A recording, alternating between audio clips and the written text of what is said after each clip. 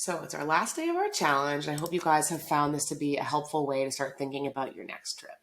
This last section is something that starts for me while I'm picking destinations and hotels and then continues like right up until the day I leave for my trips, which is the activities and the restaurants and the things you're going to do on this great trip that you have in mind. And I say it sort of straddles the planning and execution because it is important to start thinking ahead of time about the activities that you might do while you're picking your destination, thinking about how long you want to go for, and landing on your hotel so you can make sure that your hotel or maybe multiple hotels are near the activities you actually want to do. More and more when I travel with kids, I actually find myself splitting my stay between two hotels over the course of a week, even in a destination that's an island, because often you'll have different things that you can see in different parts of the destination. Much like when we sort of like understand that we will do that when we travel to places like Europe, where we want to hit multiple parts of a destination at the same time. But it often can be that way in the islands as well. If perhaps you want to start with a hotel that has access to lots of activities and end with a couple of days at a really beautiful five-star resort to just like totally unwind with your kids. Or maybe you want to stay on a big island somewhere near the hustle and bustle and then out in the remote end of the countryside. So always consider whether it makes sense to split your stay during one of these trips, partly to balance out sort of something more affordable with a couple of days at like a luxury, beautiful resort, or based on the destination, whether you might want to island hop or combine several destinations together. So starting this process of thinking about what your stay is going to look like is the best way to do that. And then one thing that I have found increasingly important is not wasting time. So I often do a lot of research up at the front end when deciding like where you might want to stay and where you might want to go. And it's often a very iterative process. And then you land on a destination and you're excited about it, but perhaps you have not written down all that research that you did when you were trying to pick the destination in the first place, and you're starting from scratch. And frankly, none of us have time for that. And you don't want to miss things. So what I do when I'm researching a new destination is start a map. Start it the minute you start thinking about going to a destination. You're going to see all the maps I have. When you go into just Google My Maps, and go to Google My Maps. You're going to see my millions of maps for all my research, but you are going to create a new map. And let's say we are thinking about going to French St. Martin because that's one that I know has come up over the course of the week in our searches.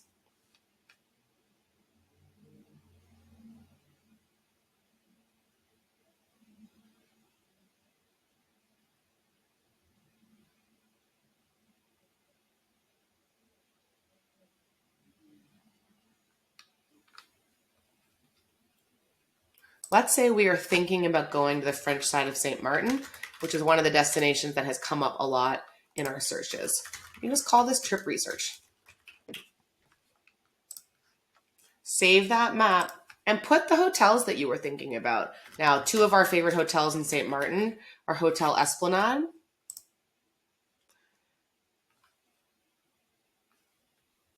and there's also Belmond La Samana, which is the luxury hotel option in St. Martin. Oh, see, I already forgot. So add it to map, and we'll put Hotel Esplanade as well. Add to map. That way you can start to see where your hotels are relative to what's going on in St. Martin. One aspect of maps that I think is often underutilized is the ability to take notes. So if you click on Hotel Esplanade here, which is one of the hotels, you can write notes up here. This is a small boutique beachfront hotel with the 2-bedroom suites for families. Just to remind yourself later, that that's what you're interested in, but you might not even need it for that. You might have come across something that says, oh, they have babysitting, which they do. You might have come across a blog post about babysitting while you were reviewing this. And that's something you might want to remember. And maybe you read a blog post that said you have to book that babysitting 24 hours in advance. I don't know, whatever it was. You can put, remember to book babysitting, things that you think are going to really make a difference overall in your trip that you don't want to forget about or don't want to have to re-find later, you can save those things in your notes. And then you can create different layers for your maps. So whenever I'm researching travel, let's say I've come across, which, I tend to Google best activities for kids in St. Martin. I don't think I have that blog post up yet. Best activities, things to do with kids in St. Martin, what to do with kids in St. Martin, a family vacation to St. Martin. When you start reading through some of these blog posts that other travelers who have gone to St. Martin, you might come across, look at this, a creperie that's a super family-friendly restaurant. You might be skimming one of these and just forget to write these things down and then have to re-find it all later.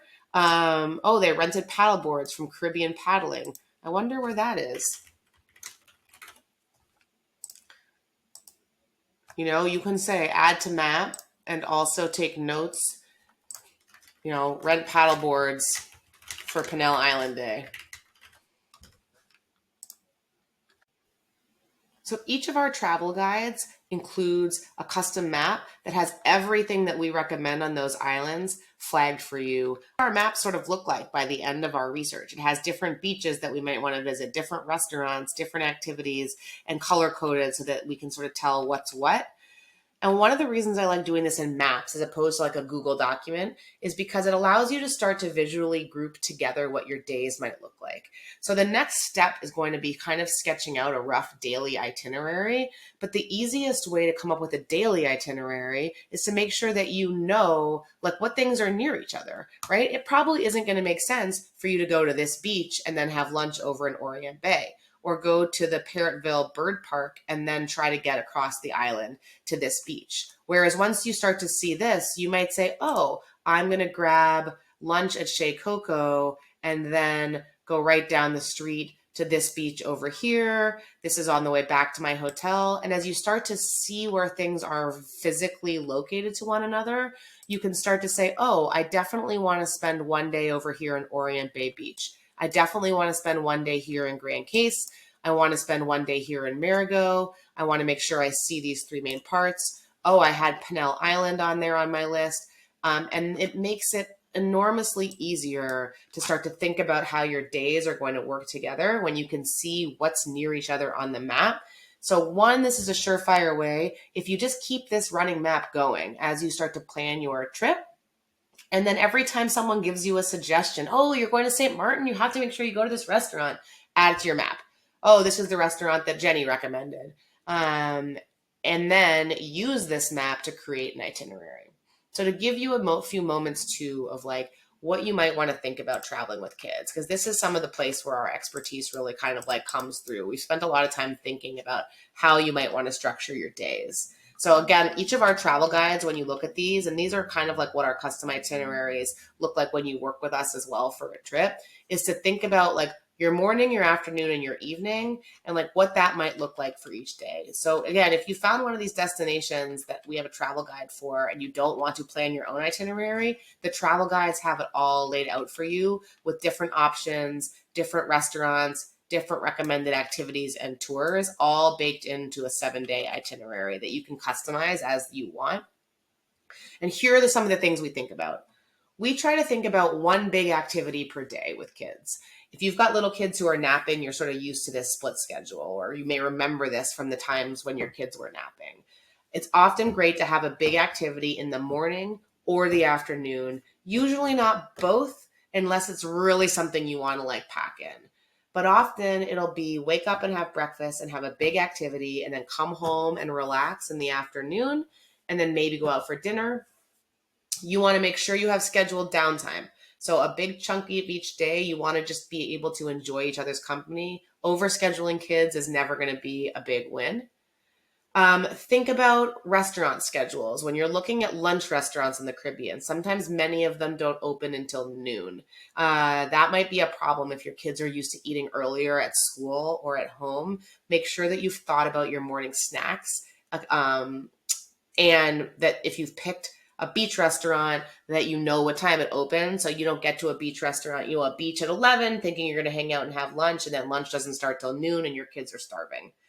We often think about like combine your quieter, relaxing days with the nice dinner out. If you're going to have one or two nice dinners out with your kids at nice restaurants on vacation, try to have those days be calmer days so that they're not exhausted when you go to that restaurant. Versus if you're going to have a big boat day out with your kids, they're going to be tired at the end of the night. That might be the best night to eat close to your hotel. So those are some of our favorite sort of tips for how to structure your day with kids. Not to overdo it and to really think about what does your day look like when you're thinking about where you might have your evening meals. We are big fans of hotel babysitting. We often would say get a babysitter first at nighttime, like in the dinner time before bed for a night out, and then maybe have the same babysitter come back a day or two later if you want to do a daytime activity without the kids as well, once they've kind of already had a feel for the babysitter. Most hotels will help you find the same babysitter throughout the course of your trip. Never get a babysitter the first night at a new hotel. If you're moving hotels, save the babysitter until they've had a night in that hotel. You don't want a babysitter putting your kids to bed at a new hotel for the first time. And those are some of our biggest tips for that. So today's video is actually quite short because the thing I really just wanted to show you was how to start saving things in Google Maps. Do it as you research why you might go to a destination. Drop everything in a map near along with your hotels, because that might really help you figure out which hotel you want to stay at. And then keep that map going. Once you've booked that hotel and you're getting excited for your trip, keep this map going. And then as you get to your trip, you're going to have everything all in one place and you won't have to go back and retread old ground. And it makes it really easy to plan your activities. So hopefully this is a useful tip for you. And if you've had any questions, you guys have my access to me by email this week. We've got our Ask Me Anything session tomorrow. And hopefully you've got some great ideas for how to like flush out your spring break 2025.